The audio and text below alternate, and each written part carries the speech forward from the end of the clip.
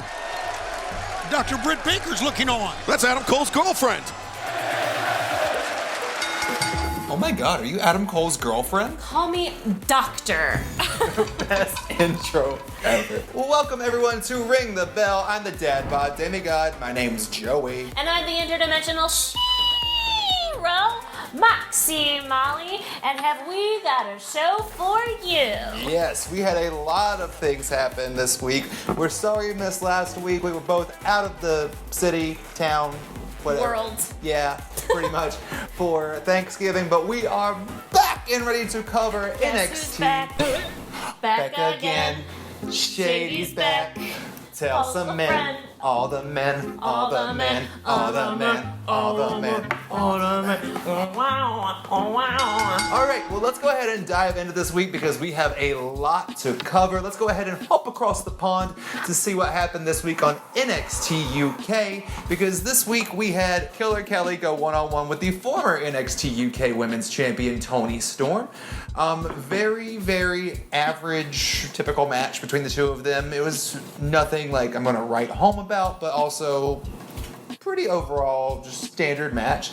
The big storyline continuation happened after the match when for some reason Kaylee Ray came out and attacked Toni Storm. She's still the champion though, right? She's still the champion. So we're seeing the champion's face. Maybe that, I don't know. Yeah, but we haven't seen Toni Storm in a while. I know, and she's baller. Yeah, she is baller. But then Piper Niven made the save and threw Kaylee Ray out, and then she went to shake Toni Storm's hand, and Toni Storm said, "Nope, I'm not shaking your hand." So, what's the deal, Toni? So two, as we see, faces not being faces to each other. No.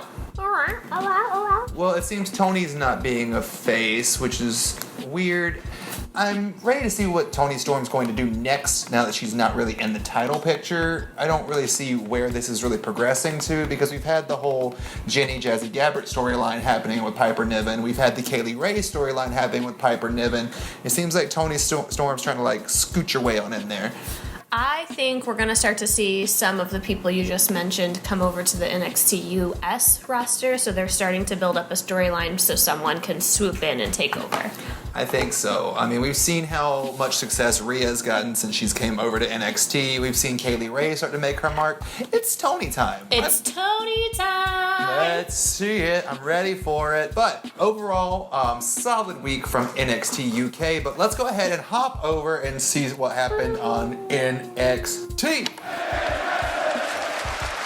This week on NXT, we got a lot, and I mean a lot of stuff we got to talk about. We started off with our first glimpse into the women's division with a promo backstage with Dakota Kai. Yes, queen. This is what I have needed from someone in NXT on the mic. Like, so many girls are good on the mic, but you don't feel it as much as I felt what was coming from Dakota Kai. Like, yes, queen, this is what I've been looking for. I can feel you through the television, not in a creepy way. I've seen so many solid heel turns recently, like Io Shirai, Kairi Sane, now Dakota Kai. It's been really impressive, actually. Possibly my AM, but we'll talk about that later. Overall, the promo was really solid. We found out that it was indeed Dakota who injured Mia Yim. Called her a hood, right? They're really doing good at continuing the storyline from Survivor Series. Like, I've been invested with each and every girl in the past 2 weeks getting their payback on Dakota. Listen, WWE hasn't been in business for as long as it has without knowing a thing or two. And although not all the time we don't get treated to continued storylines, they're throwing it all at us in this storyline. Yes, they are, and I am loving every second of it. I'm just so ready to see the pop that Tegan's going to get when she finally comes back and goes at Dakota. Because, like, Dakota's entrance video with the whole, like, the actual video footage of her. Yeah, and then her knee brace, which I thought was kind of weird, but also, I get it. It was kind of cool. Like, yeah, this is my trophy. And it's cooler than scalping people. It's cooler than scalping people. But I'm actually really loving the change of entrance music for Dakota Kai, too, because I hated her face entrance music. No, I agree. Even the look of her. Like, I see, like, dastardly. Yes. She's Dick Dastardly from the Wacky Races. I don't know what you're talking about. You don't know Dick Dastardly from the Wacky Races? I don't know what the Wacky Races are. Oh, I'm going to have to educate you, but that's besides the point. The Xia Li promo, how'd you feel about that? I like Xia Li. No, I loved it, and the only thing I think that could have made this promo better is when she did her kick. I honestly wish she would have kicked the camera. Oh. Like, how much more would that be disturbing if, like at the end of Beyonce's one in the yellow dress where she, like, hits the camera with the baseball bat? Yeah. If she kicks Lemonade. if she kicks the camera and, it, like, you just see her walking away or something.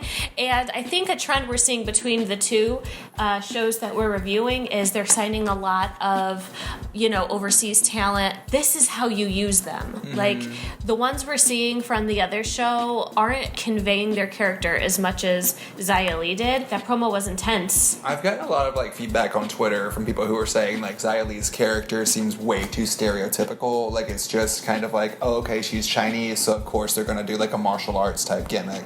But I'm like, I think it's because your best gimmick is a extension of you, and she does martial arts, and she does it well. Actually, I wrote down a note that she makes me want to learn martial arts. She's stunning and amazing. She makes me want to learn fan work. Like, yeah. Clack, clack, clack, clack, girl.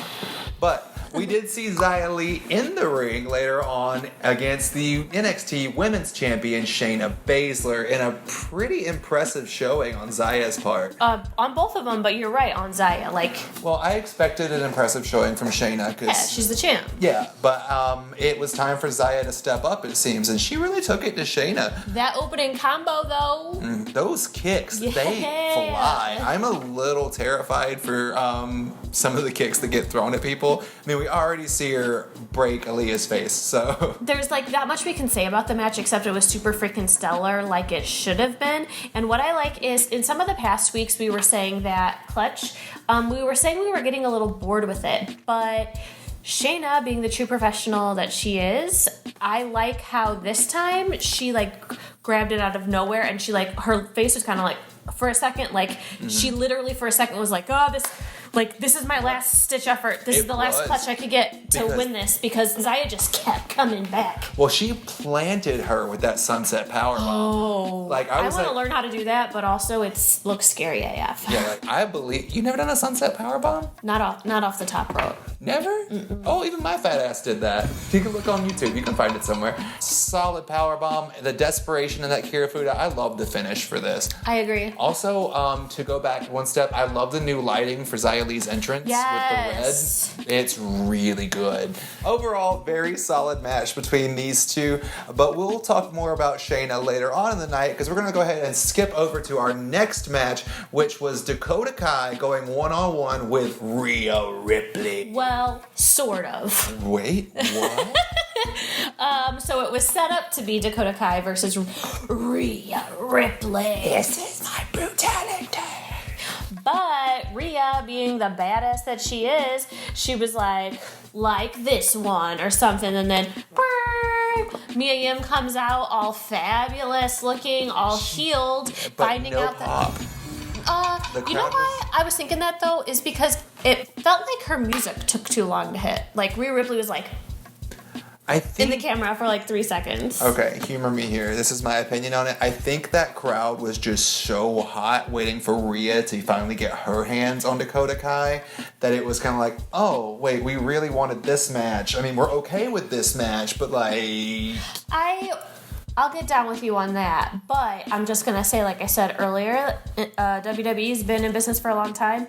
They're not going to give you what you want right off the bat. They're going to keep those views coming in and keep you watching. Mia Yim is kind of just jumping Dakota, and as baller as Dakota is as a freaking heel, it kind of lets Mia Yim get it all in on her. And then she's strong enough to get out of the ring, and then Rhea's like, oh no you don't, and then flips her back into the ring, and then Mia just goes at it again, at it again, at it again, at it again. Oh god, it was so good. Every time you did that, it makes me think of Princess Diaries, where Julie Andrews was like, Mia Phenopolis. Oh, yeah. So Raw left the ring as Mia just tossed Dakota into the barrier. I don't know if it was Mia really putting that torque into it or Dakota selling it, but that barrier bump looked pretty sick. Yeah, I think that someone didn't either give it or take it correctly, but everyone's fine, or else we would hear that they got injured. It looked really sick, but then Rhea was gloating. She was so happy. Shayna Baszler and the other two. They came out, they attacked, and honestly, the selling of Rhea fighting up from that Kirifuda with Shayna on her back both times. The very first one where like no one else has gotten out of it, and she's just looking at that rope and like, I loved it. The way that she's like shows her power in the ring, it just works. It's almost animalistic, but not in like a heel way. And like she's got the strength of a beast. Like honestly, I love the visual of Shayna with the Kirifuda on her and the other two holding her arms and just like kind of. It was in my head. I was like 3-1. Okay. Like, of course. But also, how baller does it make Rhea Ripley look that it took 3 people to take her down? And still, she was still struggling a bit. They held that for a long time to get her breath out of her. Exactly. Which kind of makes me question the next move because it was Shayna finally issuing the challenge to Rhea. Yeah, after the refs who are always too late get out there after she's choked out. Refs have one job. Just one job. I kind of questioned why Shayna would deliberately say, okay, now I'm going to challenge you for the belt.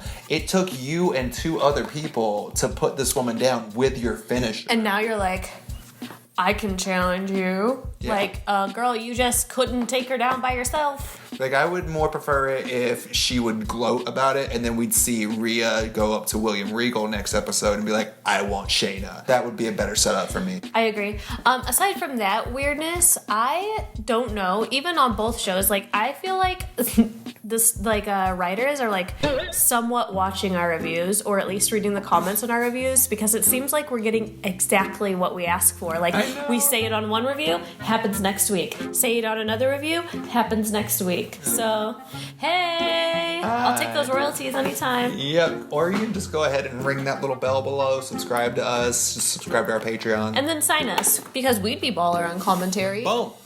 Overall, after we saw that amazing video package from Dakota Kai and even the intensity from Xia Li, thank you. I feel like Shayna's intensity when she was given it was a little low, but she also did just knock the shit out of someone. Anyway, moving on. But overall, solid night from NXT. But speaking of people listening to us, let's go over to AEW.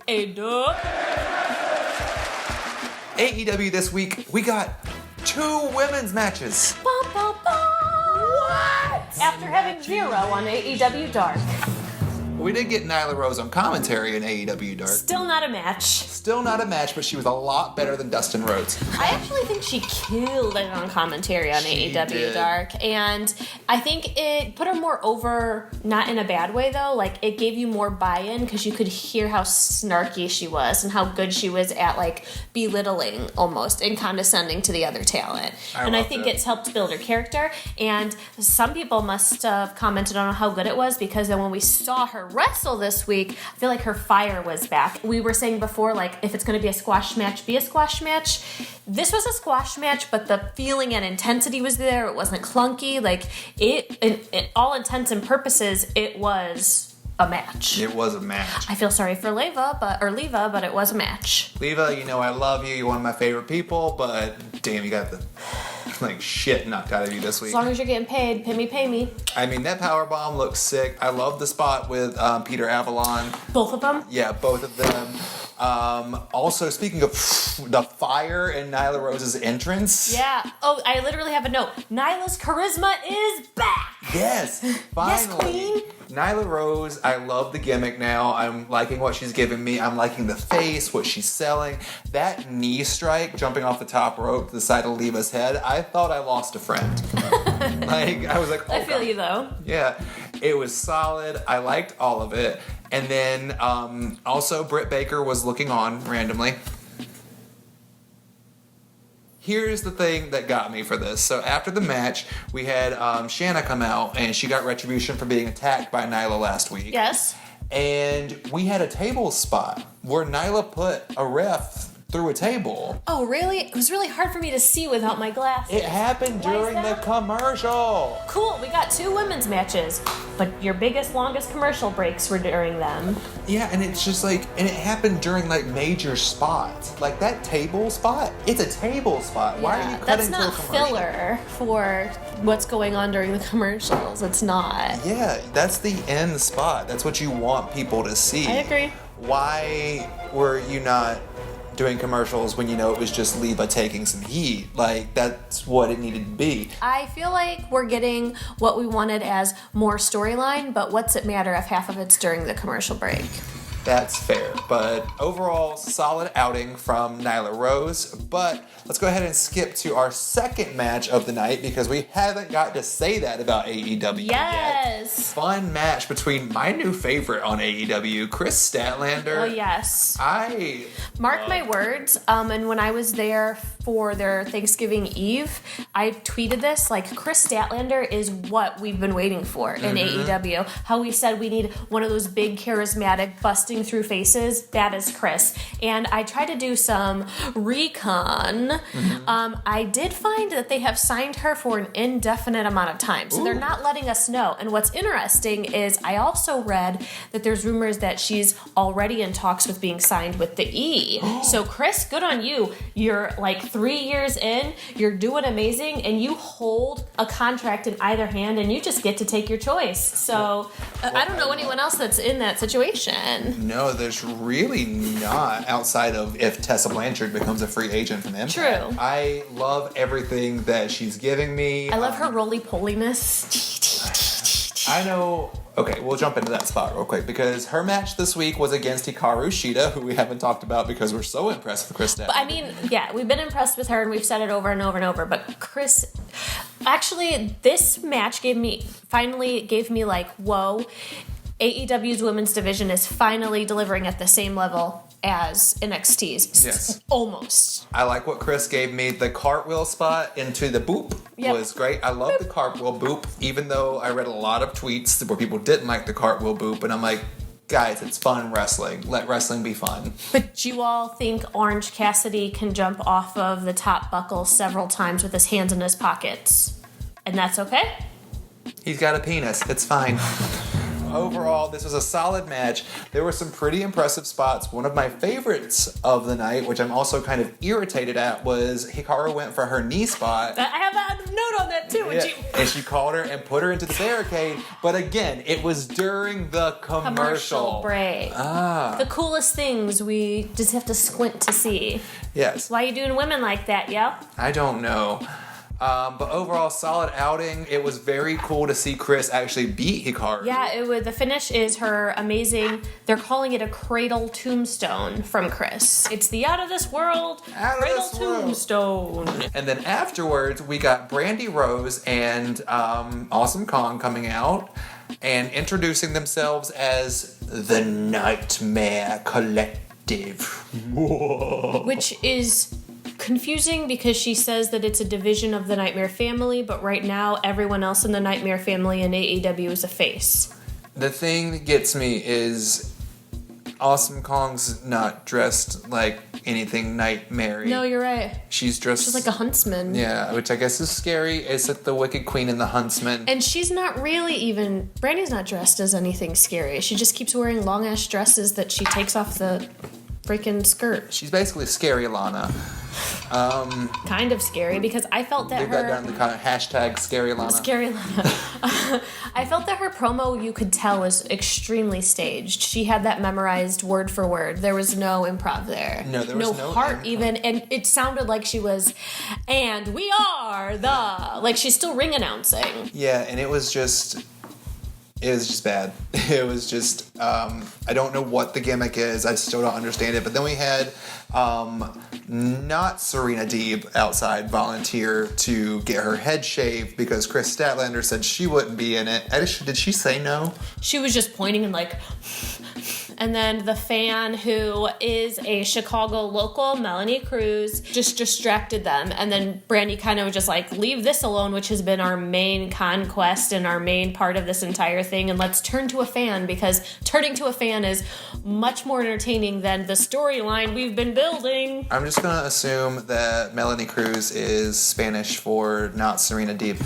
And kind of say that was the same exact thing that Serena Deeb did for the Straight Edge Society. I was literally about to say, it's very, very... In fact, immediately after it, I saw all sorts of, on social media, like, so are they the Straight Edge Society now? Like... But then they shaved her head during the commercial. Yeah, once again.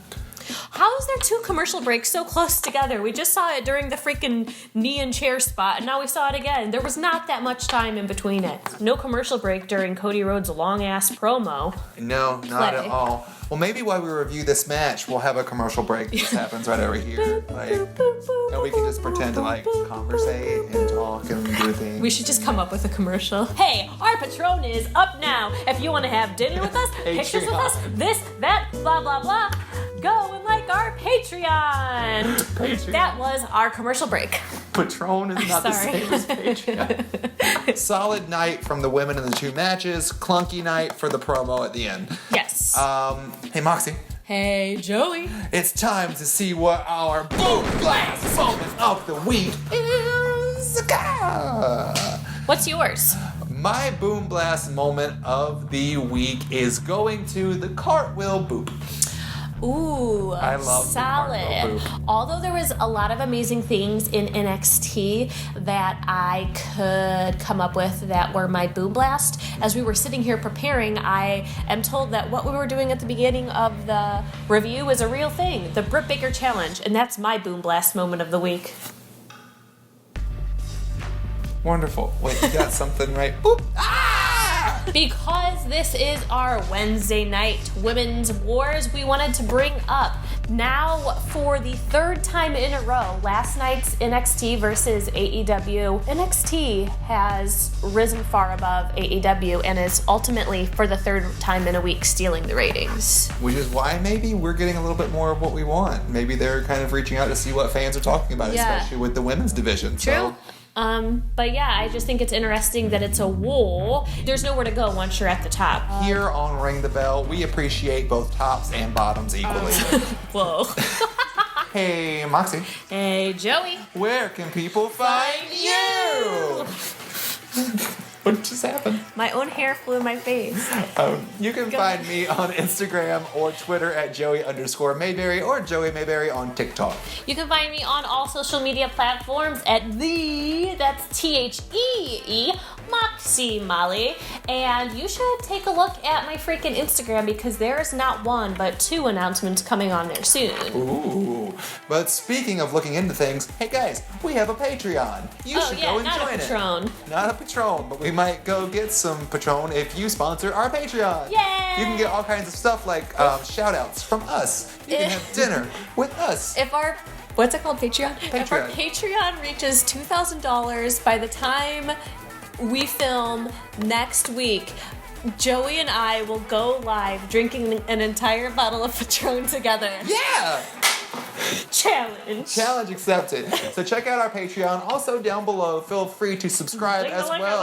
Yeah, hit that bell, hit our ding-a-ling so that you can be notified every time we post a video. More meant like jingle bells, but okay. Sure. All right. Well, guys, we will see you next week for the next edition of the Wednesday Night Women's Wars. See you later. Bye.